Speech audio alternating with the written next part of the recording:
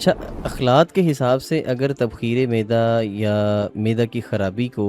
ذکر کریں تو اس میں سب سے جو اہم چیز ہوتی ہے وہ یہ کہ یا تو رطوبات کی کثرت ہوتی ہے، بلغمی رطوبات کے بڑھ جانے سے بھی تبخیر معدہ اور بد ہضمی وغیرہ گیس وغیرہ کا مسئلہ ہو جاتا ہے، اور اسی طرح سے پھر سوداوی مادے کی کثرت سے بھی